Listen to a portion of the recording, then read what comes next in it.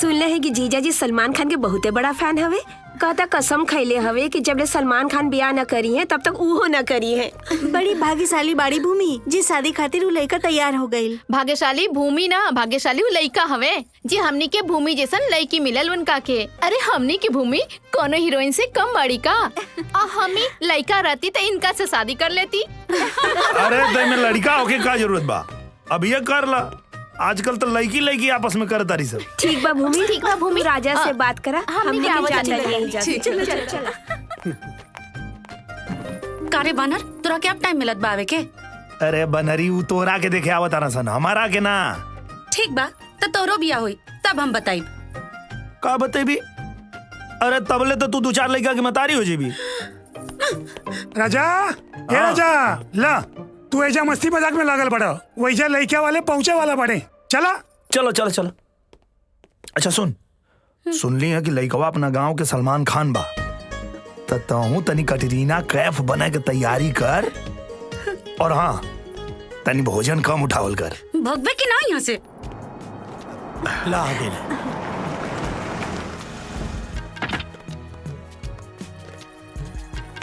अरे लड़की एकदम ठीक बेतारा पसंद आ जाएगी। आइए आइए, प्रणाम। बैठिए। आइए बैठिए। अब बैठी लो।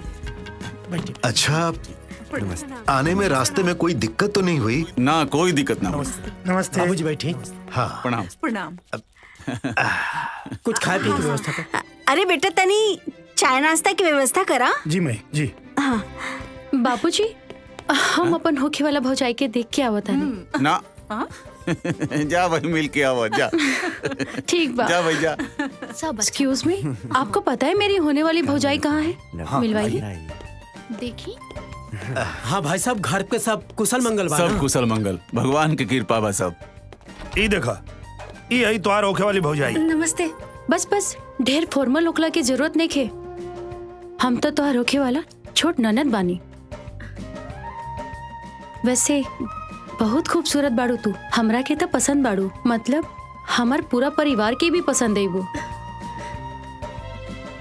अच्छा ये बतावा, तोहरा काका बनावे आवेला? अरे ई पूछा कि इनके काका ना बनावे आवेला। उल्लू, गधा, बेवकूफ। मजाक करतानी। हमार भूमि सर्वगुण संपन्न बाड़ी। मेहमान लोग इंतजार करतानी। चला बिटिया। जी। तो के काका बनावे आवेला? तोहरा नइखे मालूम? हटा।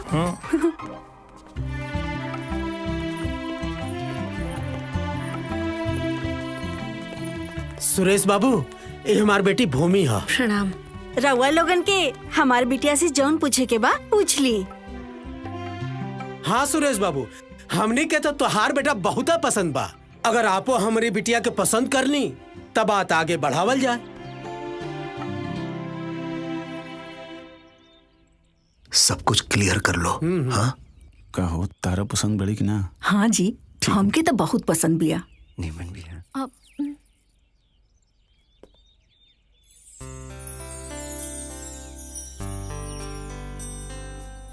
हम सबके लड़की बहुते पसंद बिया।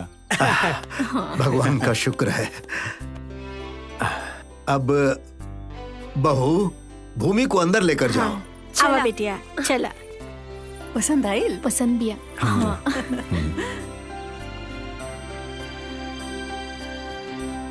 नमस्ते नीरज भैया। नमस्ते। आवा आवा। नमस्ते। का हाल बा? बस ठीक बा भैया, अपन सुनाई। अरे कोनो जुगाड़ उगाड़ बैठल के यही तरह कुंवारे कब ले घूमबा?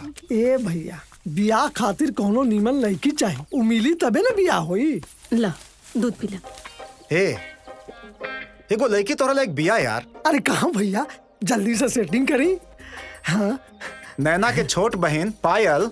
हाँ हमार ससुर जी भी परेशान बाड़न, उनका खातिर लड़का खोज रहल बाड़न। ए भैया, हमनी तो कबे से परेशान रहनी नीक लड़की की तलाश में। अगर ऐसा हो जाए तो हमनी के दोस्ती रिश्तेदारी में बदल जाए। ऐसा बा हाँ कि हमार ससुर जी हमार बात ना कटिहन। हाँ एक के बियाह के ठीक है समझा, तय समझा। अरे भैया बहुत खुशी भई।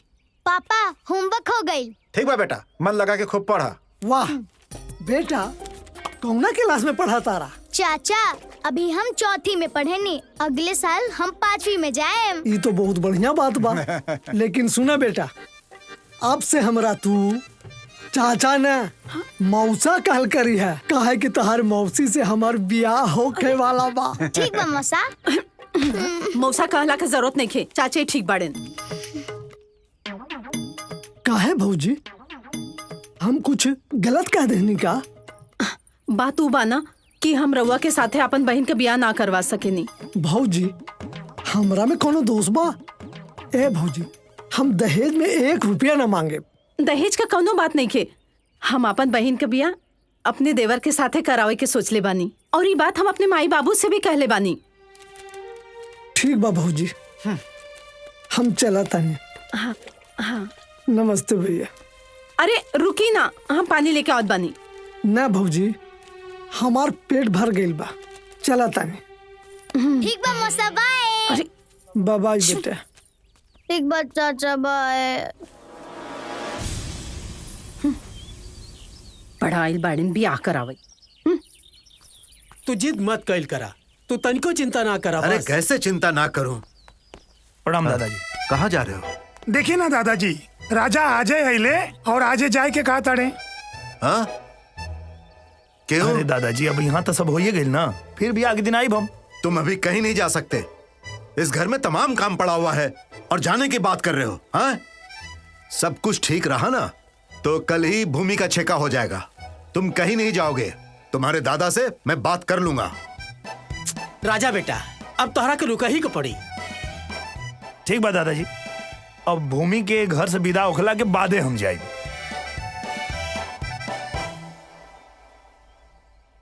प्रणाम। पंडित जी के भी गोड़ लगा। प्रणाम। जीते रहो। प्रणाम। खुश आपको रहो। भी प्रणाम। आवे में कोनो दिक्कत तो ना न भइलक ह? अरे नहीं नहीं, कोई दिक्कत नहीं हुई। अब तो सारे रास्ते ठीक हो गए हैं। हाँ बाबूजी, चकचका गिल बा। अब कहे के बड़ुए। वैसे सच कहूं तो यहाँ की सरकार बहुत अच्छा काम कर रही है। सब चीजें अब ठीक हो गई। हाँ हाँ। इधर रखा।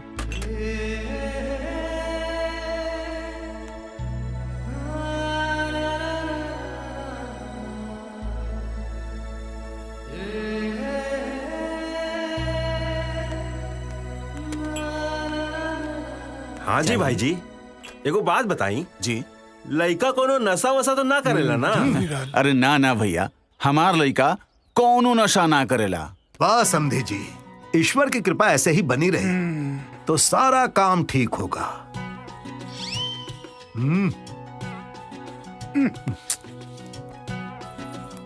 दादी, उ लइका के बा? अरे अपन बहुरिया के रिश्तेदार बा। लइका तो बहुते सुंदर बा। अपन शिक्षा के ब्याह के बाद चलाई का? ठीक बात कहलू बहू, सुरेंद्र के ब्याह हो जाए द, ओकर बाद बात करब।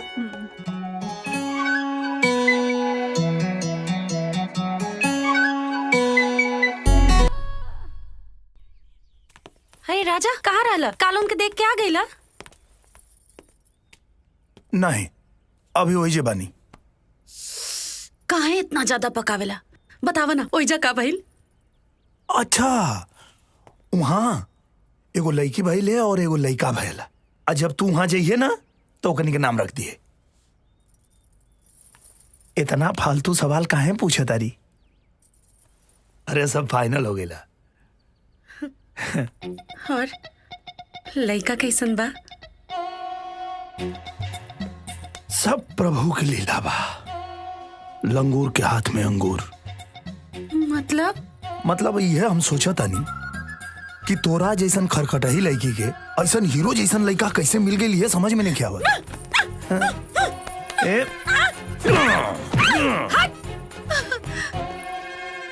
कुत्ता कहीं का। अच्छा, तो लेन देन के बारे में कुछ कहना हो तो साफ साफ बोलिए। पापा, एक बात का ध्यान रखिया, वो लोग के सामने कोनो भी दान दहेज की बात ना करिया। अरे का बात करता? कहीं बिना दान दहेज के ब्याह होला? पता बा, आज के युग में दान दहेज लेल बहुत बड़ा जुर्म बा, और दहेज के वजह से अगर हमार ब्याह टूटल तो हम आत्महत्या कर लेब, और ओकर जिम्मेदार तू रहबा। वैसे तो हमरा कोनो लालच वालच नहीं खे, बाकी बिना कुछ लेन देन के बियाह बियाह ना लगेला। वैसे तो हम कुछ ना कहब, रउआ सबे तो अपने समझदार बनी। भाई साहब, हमरे पास एक गो बिटिया बिया, हम अपनी तरफ से कौनो कसर ना छोड़ब।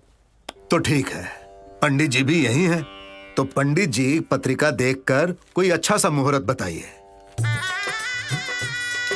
तोहर 13 के मटकोर और 16 के शुभ विवाह के दिन बा, तो बढ़िया दिन बा। तो ठीक बहुत है। बढ़िया दिन बा। राजा, इन लोगों का मुंह मीठा कराओ। हाँ ले पंडित जी, आप शुरू करी पहले। ए जी, बिना दहेज के बिया होखेला का है? बड़का दानी कहा के आ गई नहीं है? अच्छा, एकरा मतलब हमरा बाबूजी के भी रउआ लोग ठगनी। कम से कम हमरा साथे तो आप लोग के दिल बड़ा होए के चाही। ओ बेरा आप लोग के दिल कहाँ रहे? अरे रउआ अपन बिटिया के बियाह करे जाब ता दहेज ना देब, ता आपन लड़का के बियाह हुई ता दहेज ना लियाई हैं? लोग का सोची? जरूर लड़कवा में कोनो खोट बा। अरे तहर लइकवा में कोनो खोट उठ नहीं खे, तहर लइकवे पूरा खोटा बा। अरे बुझाई? देखा तारू इनकरा फिर हैं? कुछ ना कुछ तो लेन देन करबे करिए ना। ऐसे ही सुखले हाथ ना विदाई करिए अपन बेटी के। हम कुछ नहीं की जानत। उ लोग तिलक चढ़ावे आई ना ता एगो मोटरसाइकिल रउआ मांग ले। हाँ माँ जी बुलेट मांगी। हाँ, बुलेट चाहिए, बुलेट। ठीक बा माई लोगिन, मांग ले हम। अरे पालिक बाबा, प्रणाम प्रणाम। बड़े दिन बाद आए। सब कुछ ठीक बा ना? बड़े दिनों बाद दर्शन हुए तुम्हारे। अरे खुश रह खुश रह। हाँ हाँ, अरे खुश रह खुश रह। रवा कैसे आई, बारी? बैठ। चली चली अंदर चली। चलिए अंदर। सब आजा। ठीक ठाक ना? बैठा लोगन। बैठी लो। आओ बैठो। हाँ हाँ भैया हाँ, यहाँ बैठा। बैठी। ला लो, ला, बैठा लो, बैठा। आई आई।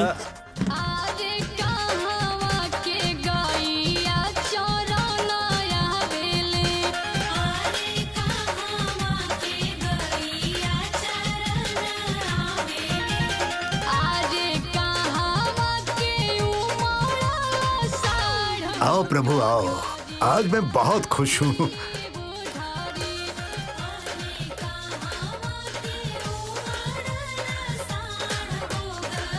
हे राजा, यहाँ आओ। हाँ बाबा, आगे नहीं। तुम औरतों के बीच में क्या कर रहे हो? अब वो ढोलक बजावे कहलिए लोग तब। तुम औरतों के बीच में ढोलक बजा रहे हो? काम धाम पर ध्यान नहीं है? जाओ काम करो। अरे जाओ। क्यों इसे डांट रहे हो भाई? सारा काम इसी ने संभाल रखा है। ये नहीं होता तो कोई काम नहीं होता। हाँ, पूरी जिम्मेदारी ली है अरे इसने। दादाजी, वो छेना के पानी लिया हुआ क्या? हम लेके आवत हैं। देखा तुमने, अभी भी उसे काम ही दिखाई दे रहा है। हाँ? आओ बाहर चलो, बैठकर चलो, बात चलो। करते हैं।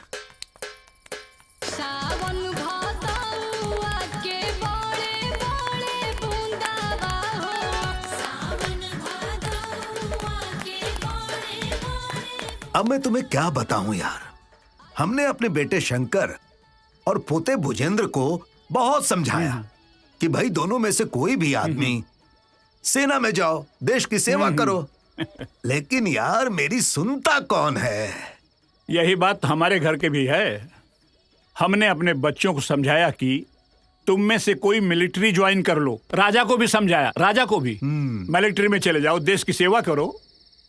लेकिन राम नारायण भाई, आज के जमाना में कोई फौज में जाना नहीं चाहता। एक और जमाना था जब हर घर से फौजी पैदा होता था, और आज कोई किसी की नहीं सुनता। हाँ यार, वो भी क्या वक्त था। याद है तुमको जब हम लोग एक बार बॉर्डर पे लड़ रहे थे, तभी अचानक बंदूक की सारी गोलियां खत्म हो गई, फिर भी हम बिना गोली के लड़ते रहे, लड़ते रहे। याद है, याद है। इतना जिगर था हम लोगों में। अच्छा सुनो, अब मुझे इजाजत दो, मैं घर जाऊंगा। अरे कहाँ? अरे भाई, शादी वाले दिन तो फिर आना ही है ना। अरे तुम फिक्र मत करो यार, मैं राजा को यहीं छोड़ रहा हूँ। राजा यहाँ रहेगा, आपका सब काम निपटाएगा, आपको टेंशन लेने की जरूरत नहीं है, वो सब काम कर देगा। हाँ। क्या कहा? राजा? अरे राजा को तो मैं जाने ही नहीं दूंगा।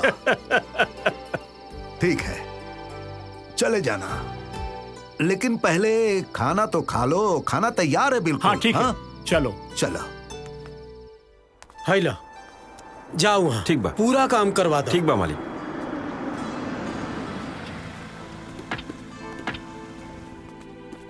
अरे समझे जी। प्रणाम समझी जी।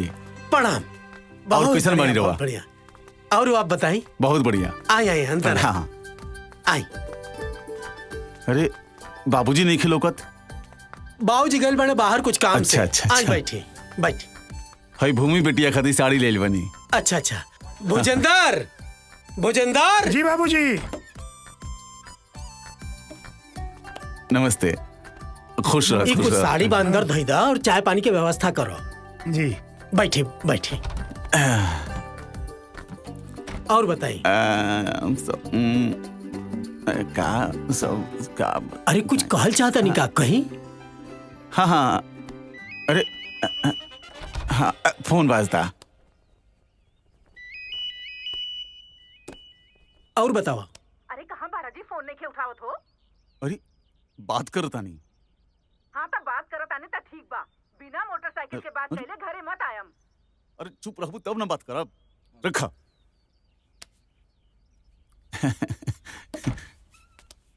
और सब ठीक है ना? हाँ बढ़िया बढ़िया। रखा यहाँ। ला पानी पिया।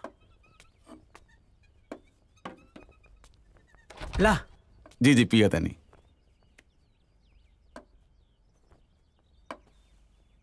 समझी जी, वैसे तरह हुआ कहले ही बनी कि अपना तरफ से कोनो कमी ना रखब। बाकी हम कुछ कहे के चाहता नहीं। कहीं बेझिझक कहीं। का है ना कि लड़का के एगो इच्छा बा। अब मोटरसाइकिल के का नाम हो करो? बुलेट। हाँ बुलेट बुलेट।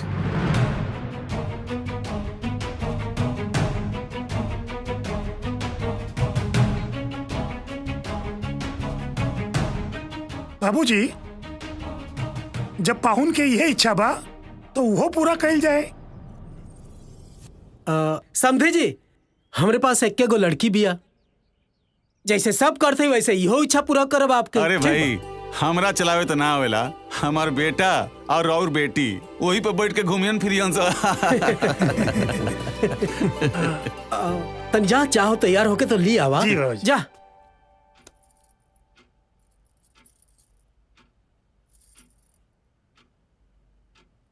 वाह,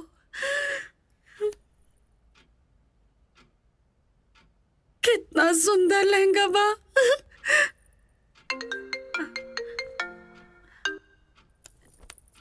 हेलो, मिलने का वादा तो करो, इंतजार भी कर लेंगे हम। मिलने का वादा तो करो, इंतजार भी कर लेंगे हम। नहीं आना है तो बता देना, लेकिन वादा करके मुकर मत जाना। क्या बोला था? है हम भी यही, तुम भी यही हो, तो हमारे बीच ये दूरी कैसी? जान, इस मजनू की लैला तो बनो, बाकी दुनिया की ऐसी की तैसी। इका बदतमीजी। हाँ हाँ, क्या बोला था? फोनवा में घुस के दूध जूता मारब। रखा फोन। अरे नहीं, फोन मत कटिया।